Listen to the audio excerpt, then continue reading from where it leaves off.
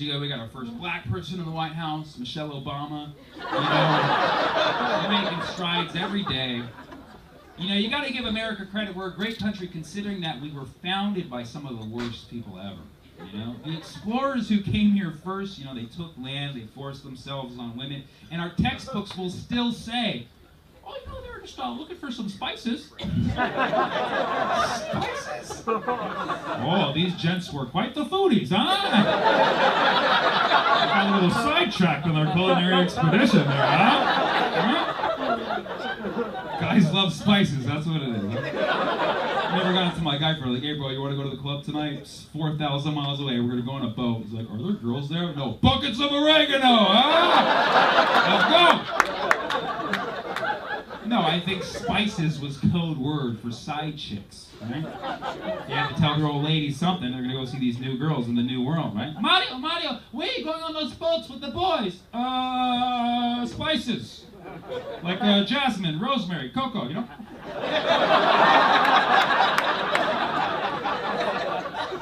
Think about it. Spices are the classic side chick name. We got pepper, ginger, cinnamon. Those are stripper names. Those are stripper names.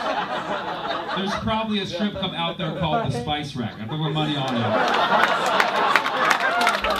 I can imagine the whole marketing plan. Come on down to the Spice Rack tonight. We got dancing cayenne. We got paprika the friga. It's the holiday season. Come see pumpkin pie spice. Take off her cloves, everybody. Oh yeah. We got white pepper. We got black pepper. We got red pepper, but she always flakes.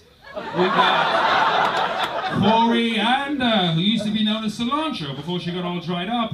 And then we got a young mother. This mother looks so young every time the bouncer has to cardamom. Oh, yeah. Tara used to work here, but now Tara gone. But come on down to our dungeon. We got sage in a cage. We got fennel in a kennel. You can find our mail strip of peppercorn on grinder. The Spice Rack, a gentleman's club for the pungents, if you know what I mean. So come on down. You'll be busting a nutmeg. You'll be cumin in your pants from parsley, sage, rosemary, and sorry guys, I put too much time into this.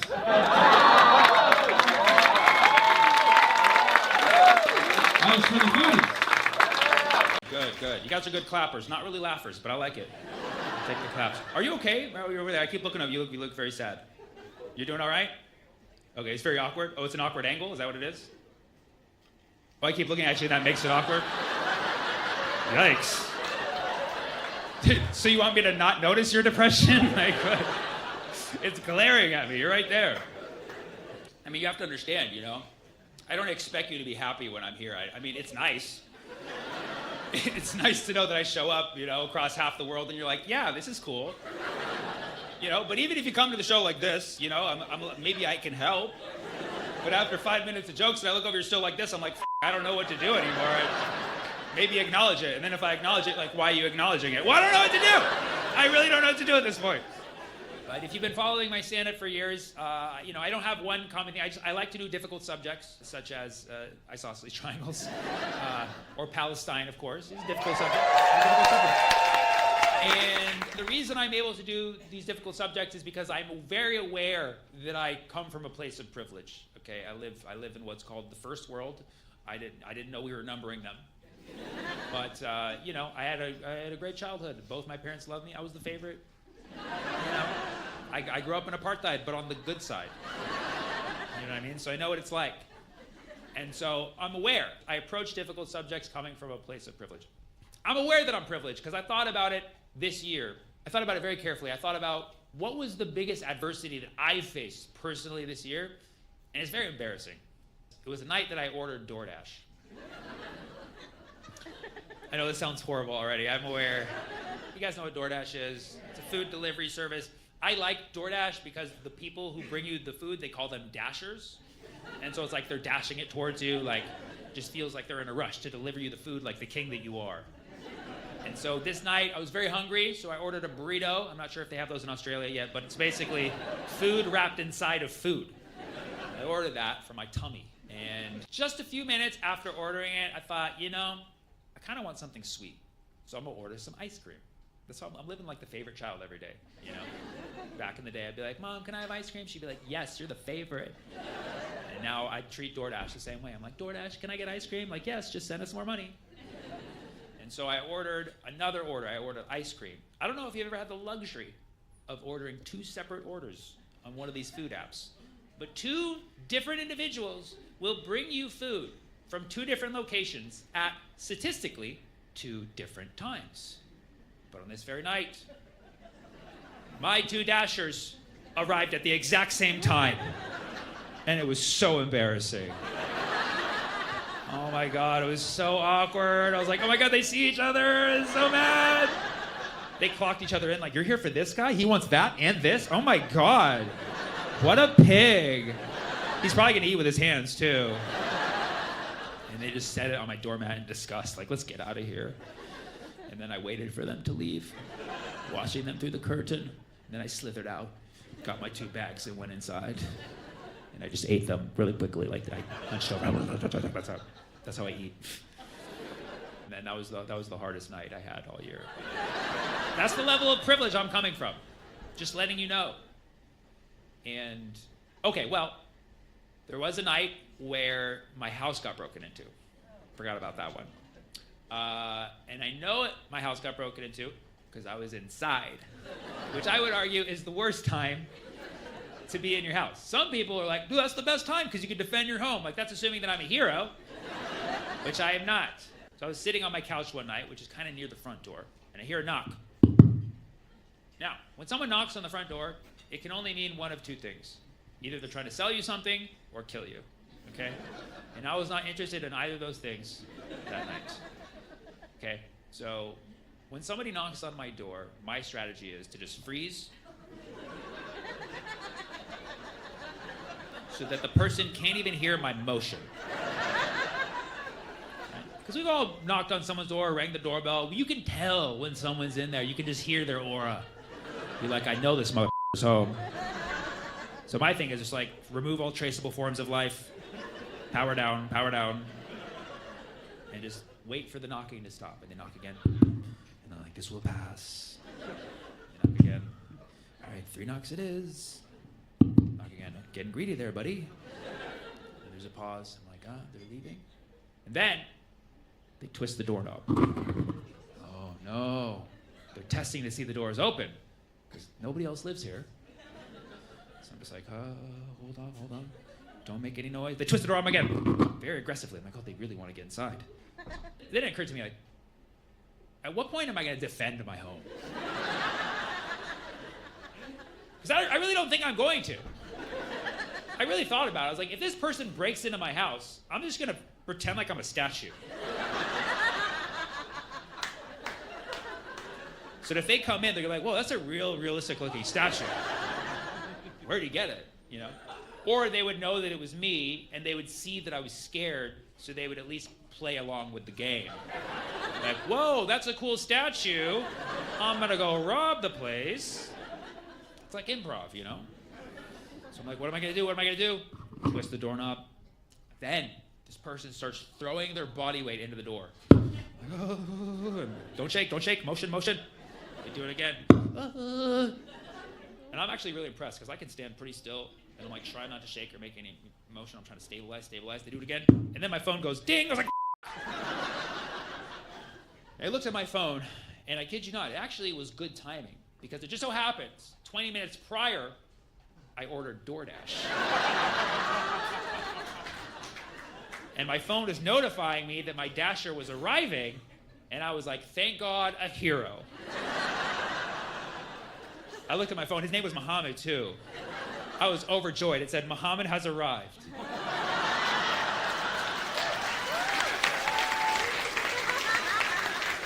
I was like, peace be upon him. I gave it 5 stars right away. I was like, you know what to do, buddy. And then I see the GPS, the dot approaching the house. I'm like, Muhammad's gonna save me. He's gonna save me. He always does. And then I'm hearing this guy throwing his body weight against the door. I'm like, Muhammad, do the right thing, do it. And then I see the dot approaching the door, throwing the body weight against the, and then I see him walking away. I'm like, no, Muhammad, no! Where are you going? He's like, this is not my business. He's like, this is just weird. And then I see him walking off further and I start to cry. I'm like, no. And then the guy throws the body weight against the door. Now I'm like freaking out again. And then I see the dot start to move back towards the door. I'm like, okay, he's changed his mind. He's like, I cannot stand for this injustice. And my mind's like making it political. I'm like, thank God for immigrants. You know what I mean? Like, you know, good conscience, you know, doing the jobs that us citizens don't want to do, like defend our own homes, right? And so I'm like, you go, Muhammad. Can I give him 5 stars again? I don't know. And then I see him approach the door. Guy's still throwing the body weight. I'm like, Muhammad, are you just watching? And then he throws the body weight even harder this time. I'm like, Muhammad, are you helping? Are you like throwing this guy against the door and he just bounces back like I'm gonna help this guy out? I'm like, what is going on? And then it dawned on me, there's a delay on this app. So this has just been Muhammad the whole time. I look, I'm like, that's his car right there. And that's him. Oh my God. Why is my dasher trying to break into my house? Like, he was like, oh, I'm gonna leave this food. This house looks really nice. Might as well give a little, take a little. My politics instantly changed. I'm like, immigrants! They were right, you know? I'm like, what do I do? What do I do? And I'm like, like now the adrenaline's kicking in. I'm like, you gotta do something, save your home. Then I look a little closely, and I'm like, he looks kind of like a small guy. I could probably take him, you know? So I open the door. I'm like, Muhammad, what's the deal, man? And he looks at me, he's like, oh, I'm so sorry. It says to leave inside.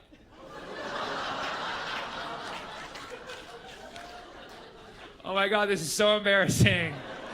Oh my God, I put leave inside on the directions. That was a typo. I meant to put leave outside like a normal person. But I think maybe I made a typo and then autocorrect changed it to inside. You know, autocorrect, these are the kinds of struggles that I have. Autocorrect, really. And I kind of like took a moment to like laugh at it. And I was like, and I'm like, man, I really appreciate you trying to get inside, you know?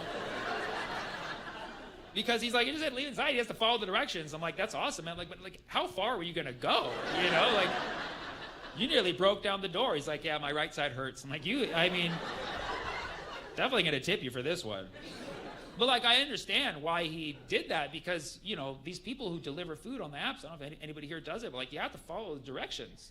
Because people get upset when you don't follow the directions to a T. Like, you know, there's been some Karen out there who's like, he didn't leave it on the right corner of the doormat, counterclockwise like I asked.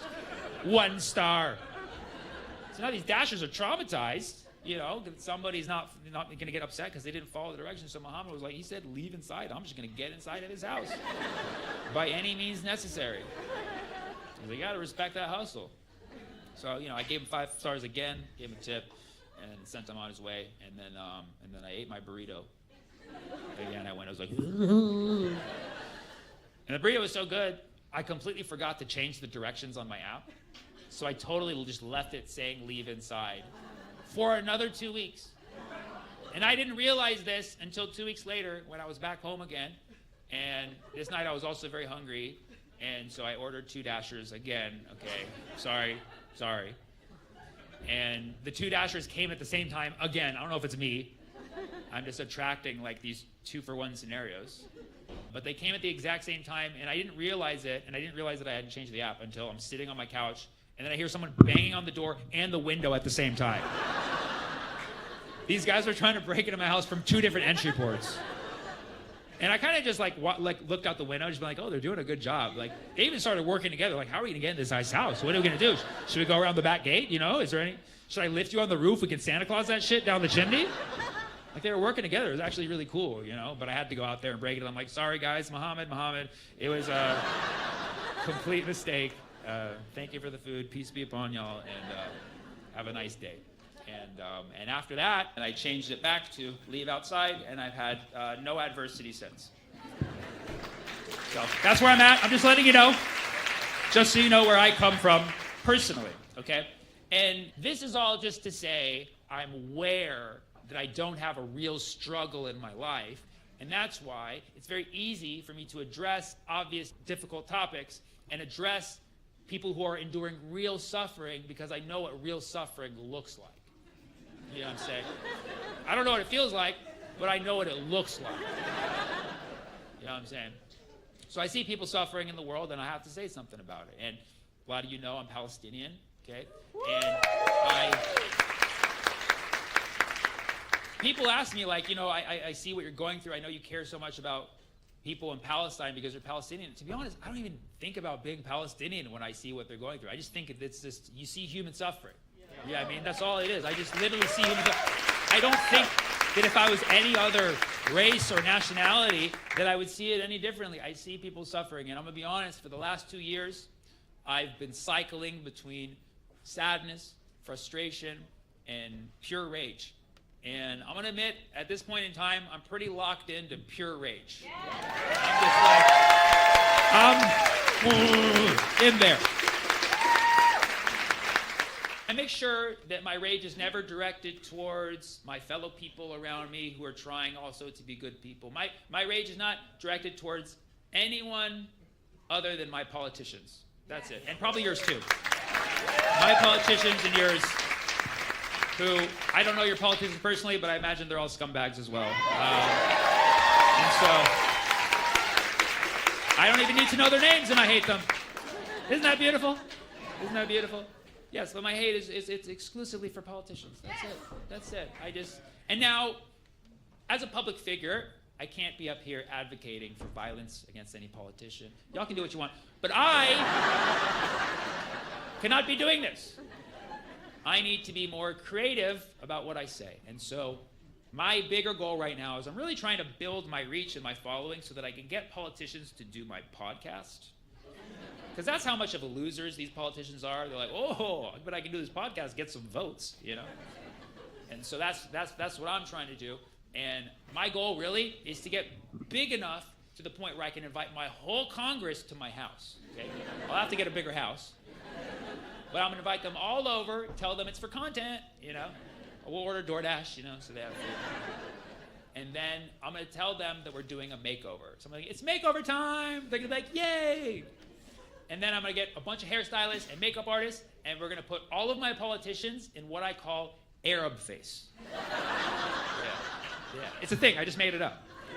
But we're gonna give them Arab face. We're gonna give them a nice bronze brown, put hair where it doesn't belong, put all the women in hijab like Zoran wants. I'm just kidding, but you know what I mean? Get them like indistinguishably Arab. You know what I mean? Just like you can't even tell the difference between them and people in the Arab world. And we're getting them all Arabed up, and we're gonna get them in an Arab plane. A plane, but it's like they're really Arab looking. And then we're gonna fly them out, airdrop them directly into Gaza, and watch them figure it out. Yep. And we're gonna call it APAC Island. Can you survive without your lunch money? And it'll be just like Love Island. You can vote them off at that point. I already got the poster. It's just a picture of like John Fetterman and AOC like, is it a genocide now? We gotta get creative. It is the time to get creative because that's pretty much all we have left. You know, all of the basics that we're doing are amazing. Speaking up, protesting, contacting your soulless politicians. These are all important things and we gotta keep doing them. But we gotta be doing something else on top. It has to be creative, it has to be something that nobody's ever tried or thought of. And I don't claim to have the solution. I don't claim to have the idea. But hopefully, my idea will inspire. So here's my idea. Here's what I have right now. Because I know that this solution requires a lot of people. You know, we can't just do this with 100 people. We can't just do this with 1,000 or 10,000. We need like 1 billion people. If we can get 1 billion people to do something, I know we can end the genocide in Gaza tonight. I know this. 1 billion people. And I know you're like, how are we going to coordinate with 1 billion people? I can't even get my family of 4 to go to the same restaurant. I know. And so here's my idea. If we can just get 1 billion people in the world to all at the same time agree to get on their phone and order DoorDash directly to Gaza and just put leave inside.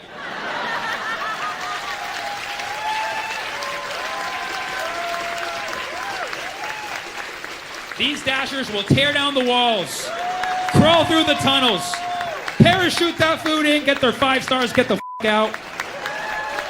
You'll just see Muhammad's on the way, Muhammad's on the way, Muhammad's on the way, Muhammad's on the way.